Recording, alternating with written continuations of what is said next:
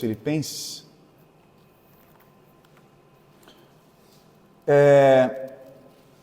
Eu não sei se os irmãos me lembram, mas eu tinha proposto a gente aproveitar os cultos de ceia e fazer a exposição das 7 cartas do Apocalipse, não é mesmo? Das 7 igrejas da Ásia.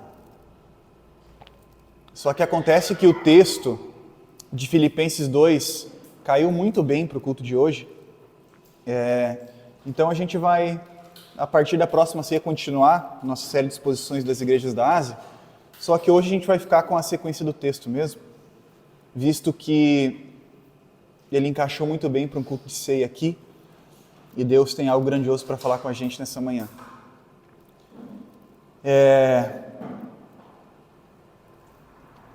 Para a gente relembrar um pouquinho, irmãos, a respeito dessa carta de Filipenses, que é uma carta relativamente curta, né? 4 capítulos aqui, mais curta que as anteriores que a gente expôs, que foi 6 capítulos. Eu vou fazer uma breve recapitulação da situação da igreja de Filipos, qual que era o contexto aqui, para a gente entender bem do que Paulo está tratando, né? Acontece que a igreja de Filipos ela foi implantada lá no capítulo 16 de Atos dos Apóstolos, né? Quando Paulo tem uma visão de um varão que diz para ele descer para a região da Macedônia, contrariando os seus planos missionários que ele tinha, né? E ele desce para a região da Macedônia, um pouquinho ao oeste da Macedônia fica Filipos. Ali ele encontra uma série de irmãs ao rio, né? E entre aquelas irmãs estava lá a irmã Lídia. A irmã Lídia, a Bíblia diz que Deus abriu o coração dela para que ela entendesse as palavras de Paulo, e a Lídia abriu a sua casa para que o processo de implantação da igreja iniciasse lá em Filipos. Abriu o seu lar, né? Ainda na implantação da igreja lá, teve aquele famoso caso onde Paulo ele expulsa um demônio de uma menina que era adivinha, né? Aí os comerciantes ficam deveras irritados com Paulo, porque tirou o lucro dos camaradas. Paulo e Silas vão presos.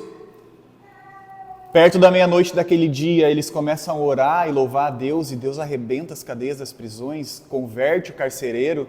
Eles vão para a casa do carcereiro, Deus converte a família do carcereiro e Deus faz algo maravilhoso naquele lugar, né? Eles voltam para a casa de Lídia e dali seguem a viagem missionária e deixam uma igreja lá.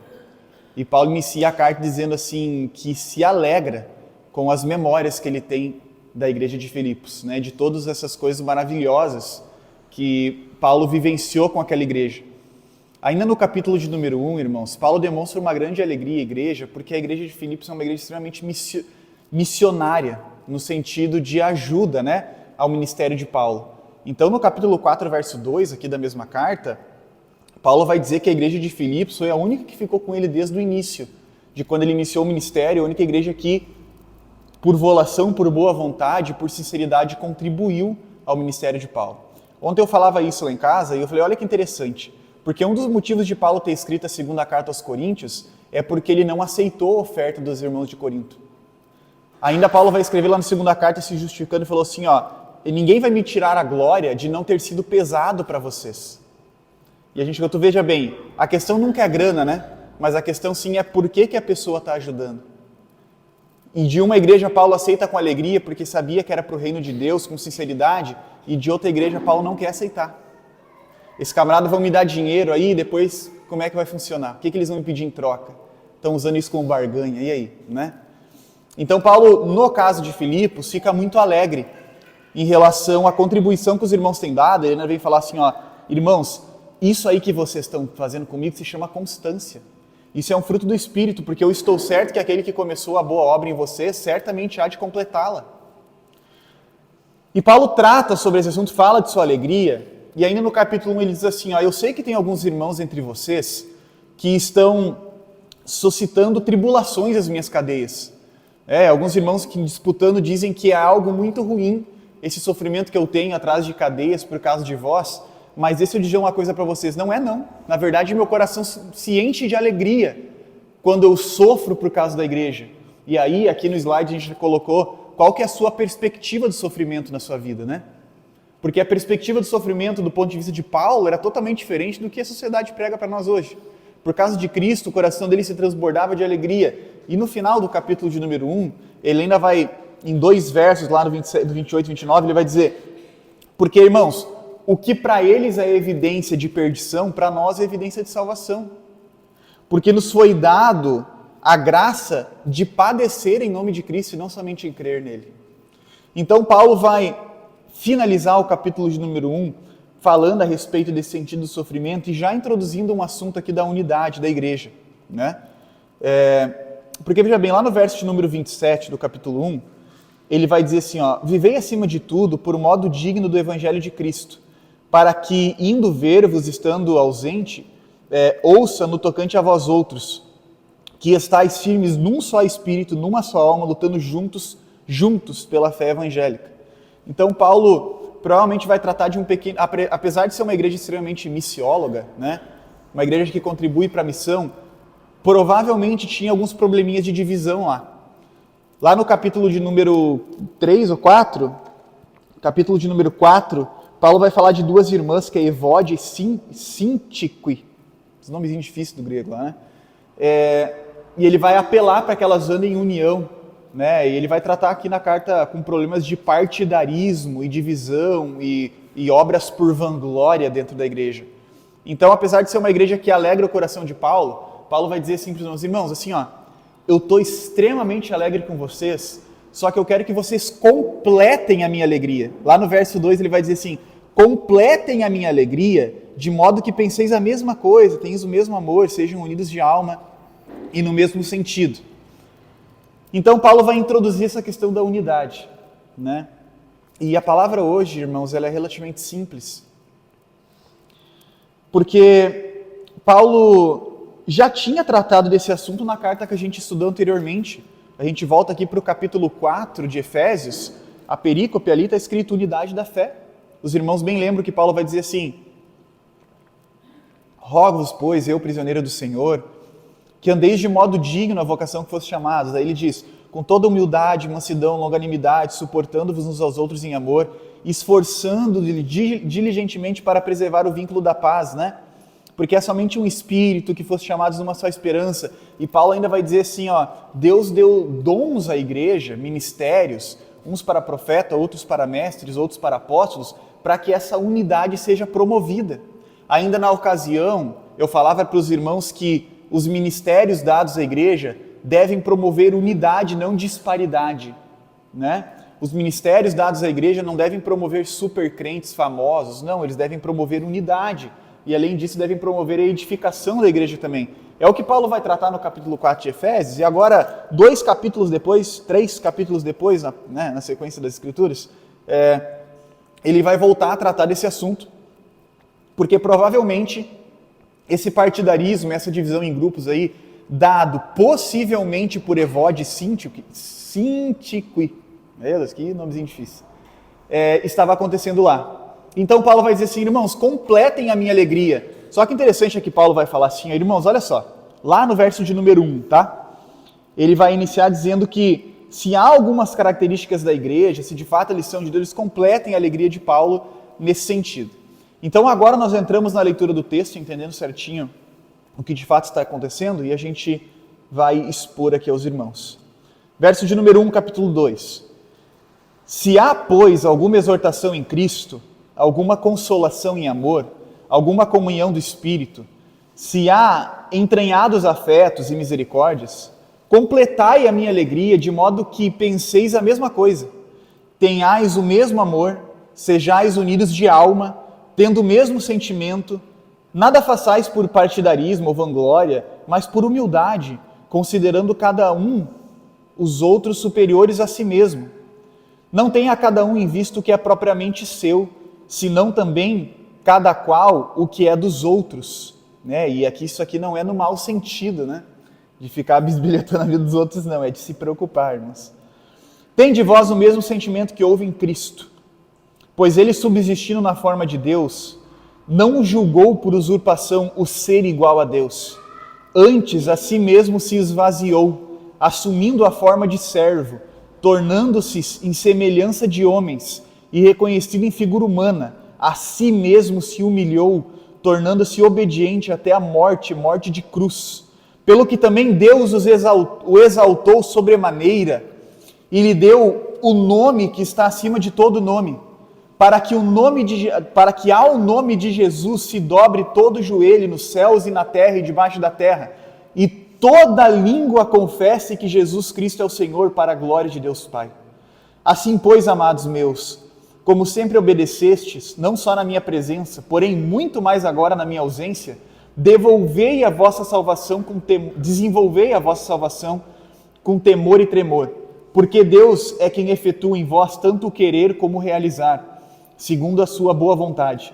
Fazei tudo sem murmurações, sem contendas, para que vos torneis irrepreensíveis e sinceros, filhos de Deus, inculpáveis, no meio de uma geração pervertida e corrupta, na qual resplandeceis como luzeiro no mundo, preservando a palavra da vida, para que no dia de Cristo eu me glorie de não ter corrido em vão, nem me esforcei inutilmente. Entretanto, mesmo que eu seja oferecido por libação sobre o sacrifício e serviço da fé, alegro-me com todos vós, me congratulo. Assim vós também, pela mesma razão, alegrai-vos e congratulai-vos comigo. Até aqui, irmãos. Paulo vai iniciar tratando a respeito desse problema de unidade da igreja, mas a mensagem aqui no texto é muito mais profunda do que isso. Porque eu vou ser bem sincero com vocês, irmãos, desde que a gente perdeu o Johnny, não foram poucas as vezes que as Escrituras falaram sobre unidade na igreja aqui. Sobre unidade, sobre comunhão e sobre unidade. E não foram poucas as vezes que Deus falou nesse sentido na igreja, como se Ele quisesse ensinar a igreja e ratificar isso no coração dos irmãos, de o que é verdadeiramente ser igreja. E agora Paulo volta a tocar nesse assunto. E a gente viu aqui nos capítulos que se passaram, nos últimos sermãos,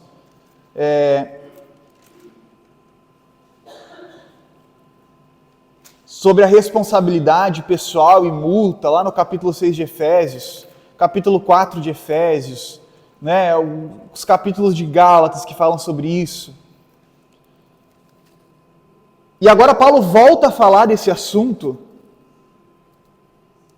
dizendo sobre unidade. E ele vai dizer aos irmãos assim: olha, irmãos, se há em vocês algumas características, vocês têm que completar a minha alegria. Paulo vai tratar pelo menos de 5 características aqui, que é a exortação, consolação, comunhão, afetos e misericórdias.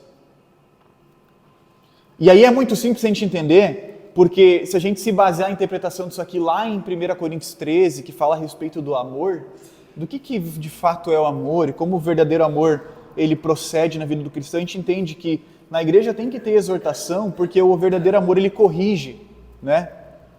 A gente já viu aqui, já estudou e já aprendeu que o verdadeiro amor tem como prontidão a correção. Porque o amor que não corrige é um amor falso, né, irmãos? O pai que não corrige seu filho em seus erros, certamente está criando um péssimo cidadão. O amor também provém de consolação, como Paulo vai falar aqui, consolação em amor, porque o verdadeiro amor também se compadece. Paulo vai falar aqui da comunhão, porque o verdadeiro amor não busca os próprios interesses, é o que está escrito lá em 1 Coríntios 13. Paulo vai falar de afetos, porque o verdadeiro amor ele gera identificação com as pessoas que têm a mesma fé. E Paulo vai falar de misericórdias, porque o verdadeiro amor ele gera perdão, irmãos. São características básicas da igreja. E aí Paulo vai se virar aos Filipenses e dizer assim: irmãos, se há em vocês de fato essas competências que eu tenho ouvido, se há de fato em vocês essas competências que eu tenho ouvido, completem a minha alegria. Completem a minha alegria. Porque Paulo recebe notícias dos irmãos de Filipos e repassa e devolve essas notícias e esses problemas que ele tem através de uma carta. Ele vai dizer: então, se há de fato isso na vida de vocês, completem a minha alegria. Agora, ok, Douglas, tudo bem. A gente tem aprendido que a igreja deve ser unida e está mais que massificado isso em nossos corações. Mas hoje a questão não é essa, irmãos, Hoje a pergunta que a gente se faz a nós mesmos é o seguinte: como que a gente pode atingir isso?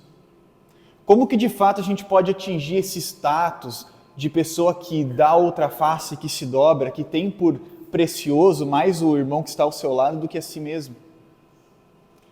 E é aí que Paulo vai entrar no que eu quero trabalhar com vocês hoje, que é do verso 5 ao verso 11 do texto. Esse trecho aqui, irmãos, por muitos teólogos é considerado uma canção do primeiro século. Para mim, é um dos textos que mais me tocam, assim, um dos textos mais marcantes para mim na caminhada cristã, é Filipenses 2, 5 a 11. Porque Paulo, a partir daqui, vai começar a dizer o seguinte: eu estou tratando com vocês de novo sobre unidade da fé, só que agora eu quero lhe dar o ápice, o epicentro do verdadeiro motivo do que vai incendiar os seus corações a serem igreja de verdade, do que vai inflamar o seu espírito a de fato ser igreja de verdade. E essa mensagem é a humilhação de Cristo na cruz. Antes de entrar nessa motivação, de fato, irmãos, eu achei por bem a gente abrir um momento aula aqui, para a gente usar esse texto para outra coisa também.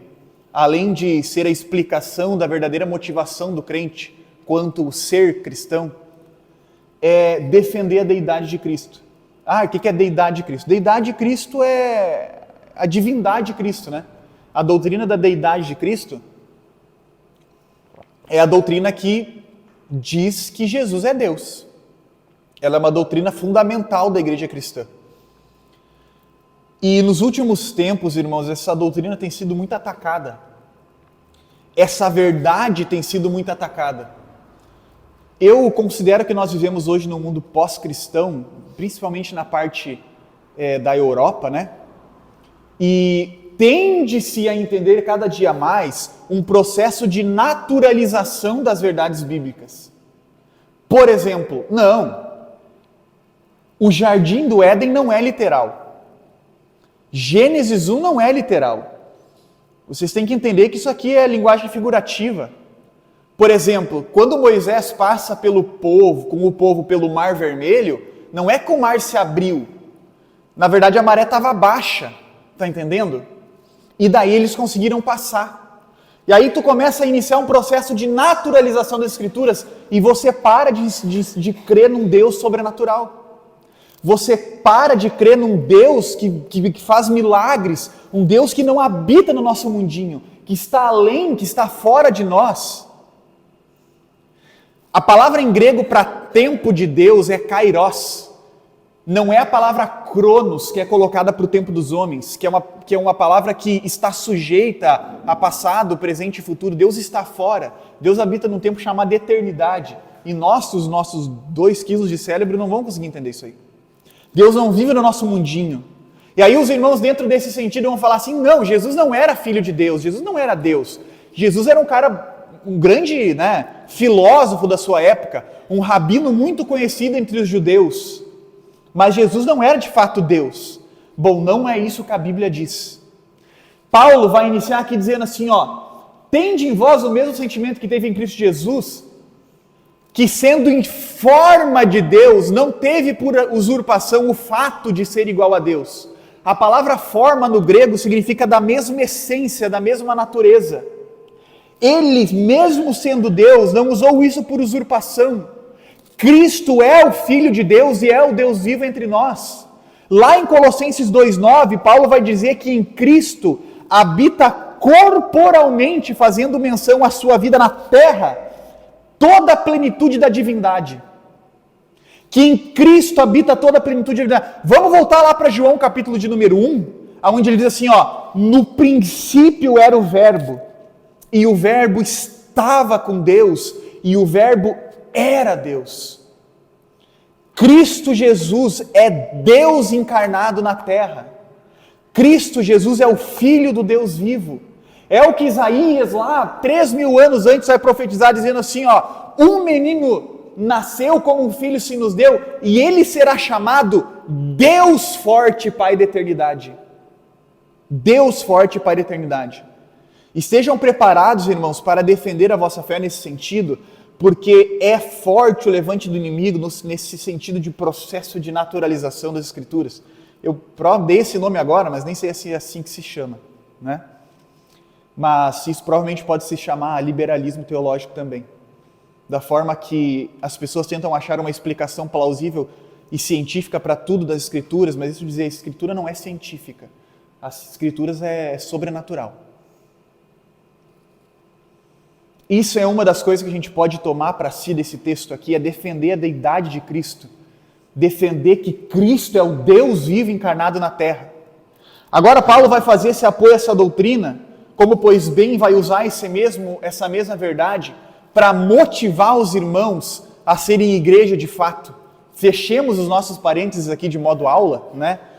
E voltemos ao que a gente queria aprender aqui nessa manhã, que é exatamente isso. Douglas, eu entendo que eu devo ser igreja, eu entendo que eu devo agir dessa maneira, e não é barbada, né? Não é de barbada. Paulo vai dizer depois assim, que essa mesma motivação que eu vou explicar agora vai ser usada para que você seja um luzeiro no mundo. E ele vai ir além, porque ele vai falar assim, essa motivação aqui, do verso 5 ao 11, não vai ser usada somente para você ser igreja, dentro das quatro paredes aqui. Vai ser usada para vocês serem luz do mundo, vai ser usada para vocês serem santos, porque ele diz assim também, para serem irrepreensíveis, vai ser usada para vocês terem um caráter ilibado, porque ele fala que vai ser para vocês serem sinceros, lá no verso de número 15. Vos torneis irrepreensíveis, sinceros, inculpáveis, dentro de uma geração pervertida e corrupta, no qual resplandeceis como luz do mundo, é para vários motivos. Todos os âmbitos da sua vida cristã vai ser incendiada e motivada pelo que Paulo escreveu no verso 5 ao 11. E Paulo vai dizer assim, tende em vós, irmãos, o mesmo sentimento que houve em Cristo Jesus, pois ele, subsistindo em forma de Deus, não julgou por usurpação ser igual a Deus. Antes a si mesmo se esvaziou, assumindo a forma de servo, tornando-se semelhante a homens e reconhecido em figura humana. E a si mesmo humilhou, tornando-se obediente até a morte de cruz. A primeira coisa que a gente tem que se perguntar nessa manhã é se a gente está preparado para ter esse mesmo sentimento que Cristo Jesus teve. O status de Cristo está infinitamente distante de nós. Ainda assim, ele padeceu infinitamente mais que nós. O capítulo 53 de Isaías vai falar que Cristo era desprezado pelos homens. Vai dizer que ele era um homem experimentado nos trabalhos, era um homem de dores, que ele não tinha uma vida fácil. No capítulo de número 8, verso 20 do Evangelho de Mateus, Cristo, nas palavras de Cristo Jesus, ele fala assim, as raposas têm os seus covis, mas o Filho do Homem não tem onde reclinar a sua cabeça. Cristo se submeteu a um estado de humilhação, não só na sua morte, para que a igreja fosse promovida, para que hoje eu e você tivéssemos motivação e chama no coração para ser quem de fato nós devemos ser. Lá no capítulo 21 de Deuteronômio, verso 23, lá em Deuteronômio está escrito exatamente nessas palavras assim, maldito é aquele que é pendurado no madeiro. E isso vai vir em concordância com o que Paulo escreve aqui no capítulo 3 de Gálatas, alguns livros antes, no capítulo 3 de Gálatas, onde Paulo vai dizer que ele se fez maldição em nosso lugar. O mais desprezado entre os homens, homens de dores, ele, mesmo sendo Deus, tomou essa forma de humilhação em nosso lugar. E é isso que Paulo vai trabalhar essa manhã aqui com a gente, irmãos, porque, de fato, existe uma grande exigência para a vida de um cristão. Cristo disse que a nossa sabedoria, ela deve exceder as dos fariseus, né? E uma boa interpretação daquele texto vai fazer a gente entender que quando ele fala isso, ele está literalmente pregando contra a religiosidade, visto que tudo que os fariseus faziam por rotina religiosa, não é mesmo? Iam na igreja, iam no templo por rotina, oravam por rotina, jejuavam por rotina, estudavam a Torá por rotina. Ficavam 3 horas em pé lendo um rolo por rotina. E aí Paulo vai dizer assim, irmãos, quanto a vós, Cristo, né? Vocês têm que exceder os fariseus. Em que sentido? No sentido de que vocês não podem fazer por rotina. Vocês têm que estar motivados pela coisa certa. Veja bem que a motivação do crente muda tudo. Muda tudo. Porque se eu faço por rotina, por religiosidade, por tentar botar meu cartão de crédito no verde, né? Então, eu sei que durante a semana eu sou uma peste, né? Aí, final de semana eu vou na igreja para dar uma equilibrada. Isso faz toda a diferença. E o que Paulo, depois de vir dizendo várias vezes para nós, que há necessidade que nós se dobremos diante dos nossos irmãos, que há necessidade que a gente vive em comunhão, união, transparência de espírito, né? Se esforçando diligentemente para preservar o vínculo da paz. Estas coisas devem ser motivadas por Cristo Jesus na cruz.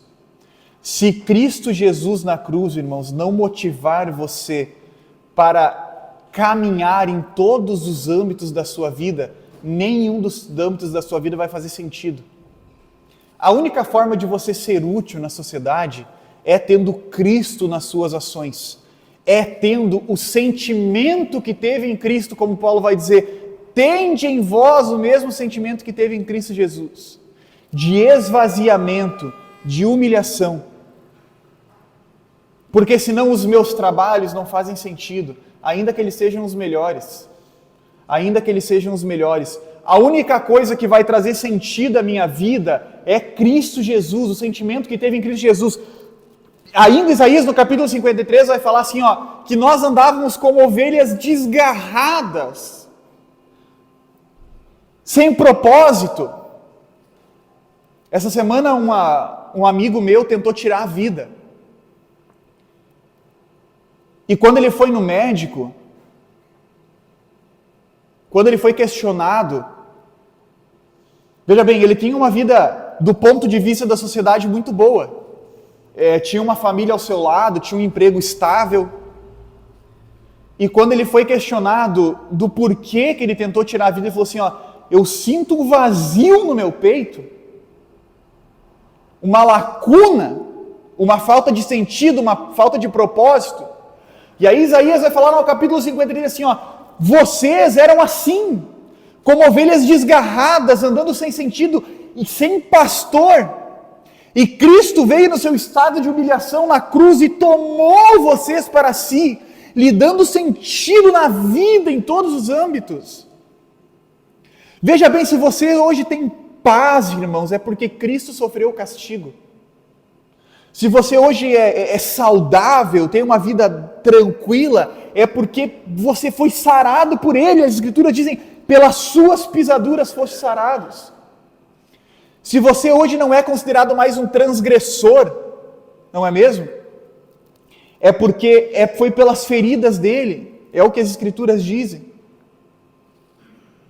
Se nós não somos mais ovelhas desgarradas, numa vida sem propósito, sem sentido, com uma lacuna no peito, um vazio, é porque Cristo na cruz nos tomou como pastor e como mestre. Muito além disso, nos tomou como pai e como amigo.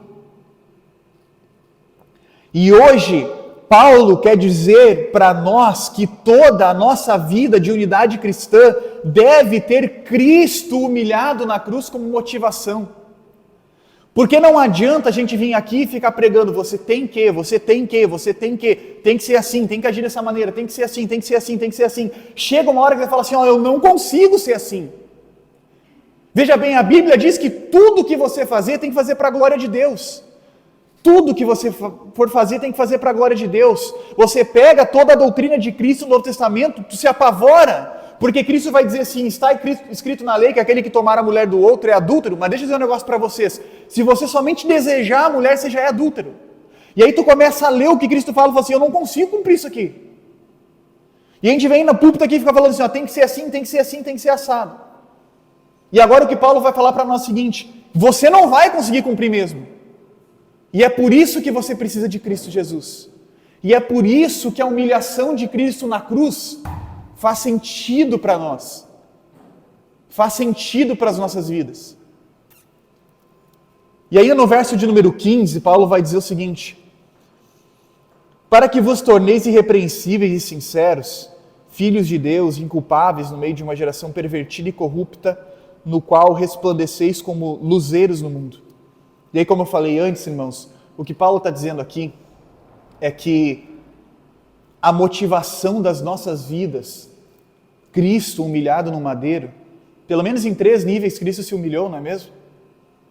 Ele se tornou homem, mas como se não bastasse se humilhar em forma de homem, ele se tornou servo. E como se não se bastasse se tornar servo, ele morreu, mas não foi uma morte qualquer. E é por isso que Paulo coloca essa separação onde ele diz assim, a si mesmo se humilhou, tornando-se obediente até a morte, e morte de cruz.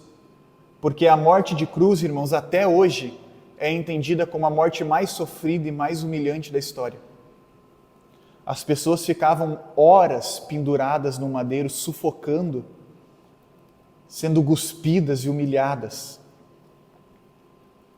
Essa morte não vai somente nos motivar, incendiar o nosso coração, desenvolver em nós, como dizia Spurgeon, inflamar as nossas veias com o Evangelho.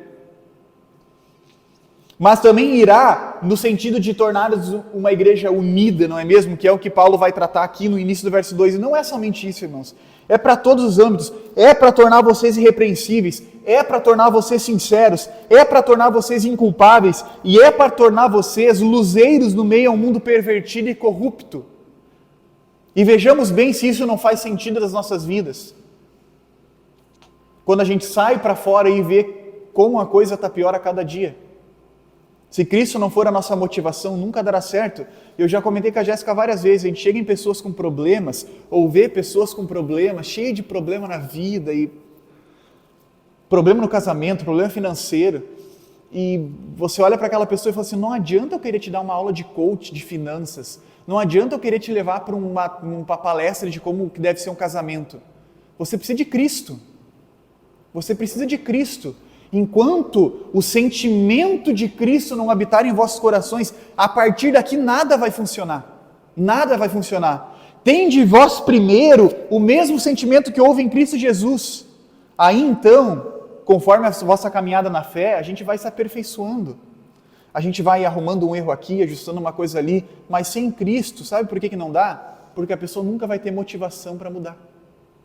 Nunca vai ter motivação nenhuma. No mundo sem Cristo, irmãos, nem a moralidade faz sentido. Não tenho por que eu me compadecer de uma criança que passa fome se eu não tiver Cristo no meu coração. Não tem sentido nenhum. Se a vida é apenas um vento que se esvai e eu passo aqui 75 anos e depois é nada, qual que é o padrão moral que eu devo ter? Não existe. Não existe verdade. Não existe o que é bem, não existe o que é mal. Não existe o que é verdade, não existe o que é mentira. Se Cristo não for uma verdade em nossos corações, não há parâmetro para o bem na sociedade. E sabe o que é o mais interessante? Paulo, depois de falar dessa motivação, lá no verso de número 17, ele vai quase que se usar como exemplo, não é mesmo? Ele vai dizer assim, entretanto, vamos fazer o 16, perseverando a palavra da vida, para que no dia de Cristo eu me glorie que não corri em vão, nem me esforcei inutilmente. Entretanto, mesmo que eu seja oferecido por libação sobre o sacrifício e serviço da fé, alegro-me e com todos vós me congratulo. E aí Paulo está falando assim, quer um exemplo disso aí, irmãos? Quer um exemplo de uma pessoa que se esqueceu de si mesmo, se esvaziou de si mesmo em prol da igreja? É eu. Eu não estou nem aí mais. Se eu for oferecido por sacrifício de libação é referência ao sacrifício lá do Antigo Testamento, que era o sacrifício feito anualmente pelos pecados do povo. E Paulo vai falar assim, ainda que eu seja oferecido como sacrifício vivo, eu já nem me importo mais, na verdade eu me alegro. Porque o que me motiva é aquele que também se sacrificou por mim. O que me motiva é aquele que também sacrificou. Lembremos das palavras de Cristo Jesus, não é mesmo? Aquele que encontrar a sua vida, perdê-la-á. Mas aquele que perder a sua vida por amor de mim, achá-la-á. De forma que Paulo se usa como exemplo vivo aqui. Eu vivo em prol do reino de Deus, eu vivo em prol da igreja, porque a minha motivação e o meu exemplo em Cristo Jesus se faz presente no meu caráter e no meu exemplo.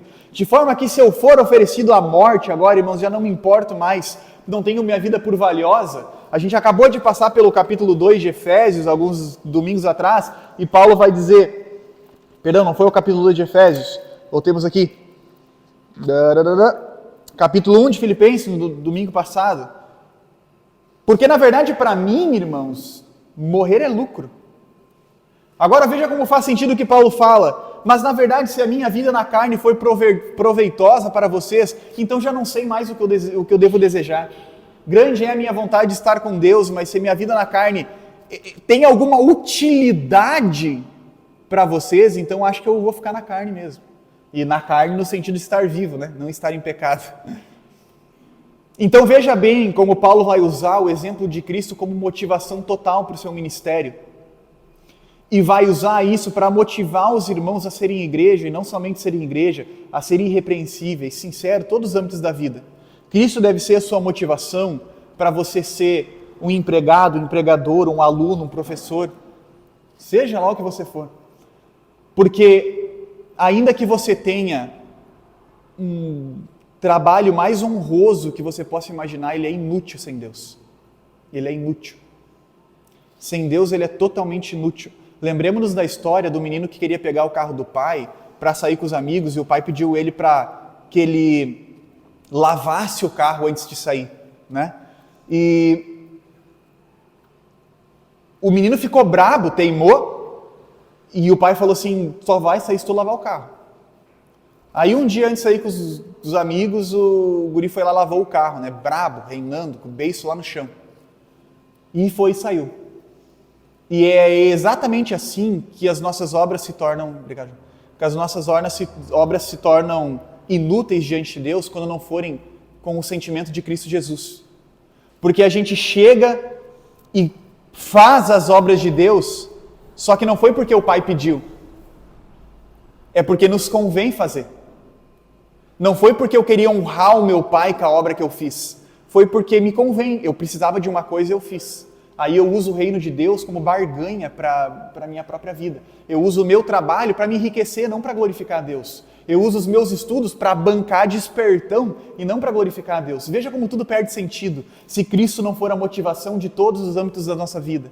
Tudo perde sentido, irmãos, tudo perde sentido. É o que Paulo fala, é uma palavra simples, irmãos, mas isso se chama evangelho. Isso se chama evangelho. Isso se chama evangelho. Lá em Romanos 3, capítulo 23, Paulo diz que todos pecaram e destituídos estão da glória de Deus. Todos pecaram e destituídos estão da glória de Deus. Aí ninguém merecia isso. Ninguém merecia esse sofrimento, essa humilhação de Cristo na cruz. Essa semana eu falava lá em casa sobre uma interpretação correta da parábola da dracma perdida, que Jesus conta. Porque, normalmente, na minha antiga experiência de fé, a gente via os irmãos pregando sobre a parábola da dracma perdida, que vai fechar num combo de 3 parábolas que Jesus conta. E lá, Jesus vai iniciar falando a respeito do pastor que tinha 100 ovelhas e perdeu uma, da mulher que tinha 10 dracmas e perdeu uma, e do pai que tinha 2 filhos e perdeu um. Né? Até dá um outro sermão isso aí, mas vamos focar na dracma. E a mulher perde uma dracma dentro de casa e fica afoita a procurar aquela dracma. À noite vem e ela acende uma lamparina para procurar aquela dracma. E os irmãos falam assim, veja bem o valor que você tem para Deus e tal. Que Ele vai procurar você até achar e tal. Como você é valioso diante de Deus. E é verdade, irmãos, de fato você é valioso diante de Deus. Mas não é isso que o texto quer dizer. Sabe por quê? Porque naquela época, o óleo usado para acender o fogo da lamparina era mais caro que a dracma. O óleo usado para colocar na lamparina era de grande valor naquela época, naquela região, visto que precisavam de dezenas de dracmas para comprar o óleo para botar na lamparina. Aí o que Jesus está falando assim, é algo de extremo valor indo atrás de algo que não vale nada. É assim o reino de Deus. É Cristo Jesus em extremo valor indo atrás de você que não valia nada. Esse é o que Jesus está querendo dizer, pois ele inicia as parábolas dizendo assim, o reino de Deus é assim. Não é assim que Jesus falava? O que tu faz da vida? Eu sou pescador, então deixa eu te dizer, o reino de Deus é como um peixe. Não é assim que Jesus falava? E é isso que Paulo quer que a gente use como motivação para a nossa vida cristã. Douglas, se eu estou falando em unidade de novo, então, pois bem, irmãos, usem como motivação para serem o que vocês devem ser, usem como motivação para se amar em Cristo Jesus e, além disso, para resplandecer no mundo como luz, para salgar o mundo como sal, a humilhação de Cristo na cruz, que o de fato é o que nós devemos nos lembrar essa manhã e o que vai entrar muito bem para ficar nos nossos corações nesse culto de ceia. Amém? Vamos colocar em pé, irmãos? Hoje, Cristo Jesus nos faz lembrar, irmãos, que o Evangelho ele é muito simples. Existe um grande perigo no meio acadêmico, que é a gente se tornar meio soberbo, sabe? Você vai aprendendo as Escrituras, Deus vai te dando graça, e daqui um pouco nada mais presta. Daqui um pouco, não, isso aí está errado, essa palavra no grego, na verdade, tem um outro sentido, é voz passiva aqui, então tem que interpretar de maneira... Irmãos, na verdade, o Evangelho é muito simples, irmãos. Sabe, a gente vive um tempo que as pessoas ficam... a boca delas vira uma lixeira de tanta besteira que falam, e em nome de Deus, e não sei o que, teologia... Eu estudo teologia, na verdade eu sou apaixonado por isso, mas o Evangelho de Cristo é muito simples. É Deus infinitamente merecedor de glória, sem pecado, morrendo por pecadores infinitamente não merecedores. Né? O azeite sendo posto na lamparina atrás de uma dracma que não vale nada em relação a ele. Esse é o Evangelho. É João capítulo 3, verso 16. Porque Deus amou o mundo de tal maneira que deu o seu único Filho para que todo aquele que nele crê não pereça, mas tenha vida eterna. Vamos em oração, irmãos?